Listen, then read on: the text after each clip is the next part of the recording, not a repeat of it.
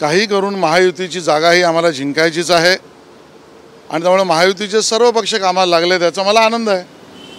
Sir, दुसरीकडे काल जे ओपिनियन पोल आलेले आहे त्यावरून तर्कवितर्क लावलं असं राहुल गांधी यांनी कुठेतरी इंडिया अलायन्सच्या विरोधात ओपिनियन पोल केल्यानंतर टीका केलेली आहे की हा मोदी पोल होता, हा ओपिनियन पोल नव्हता.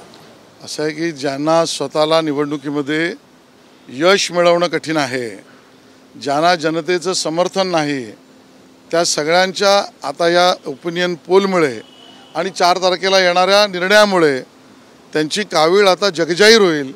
त्या कावीळीचा पहिला प्रकार राहुल गांधीजी काल बोलले. दुसरीकडे सर पाहिलं तर संजय राऊतही टीका करताना पाहायला मिळतात. त्यांचं म्हणणं आहे की कुठेतरी 30 ते 35हून अधिक जागा आहे महाविकास आघाडी आहे ते महाराष्ट्रामध्ये जिंकेल. मला असं वाटतं की संजय राऊत यांनी केलेली विधानं, त्यांनी बोललेल्या सर्व गोष्टी त्यांनी लक्षात ठेवाव्यात.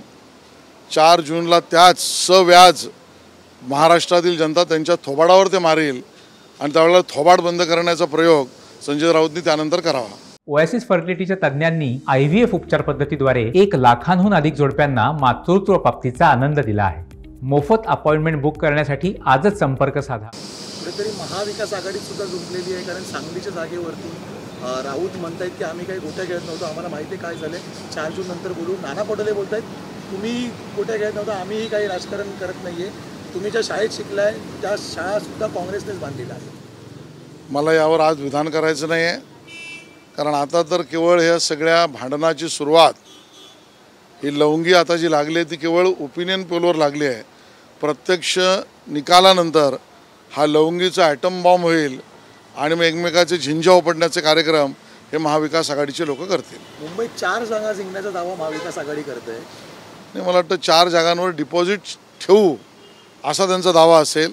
6च्या 6 जागा आम्ही जिंकू, 4 तर ऑलरेडी आम्ही जिंकलेल्याच आहेत.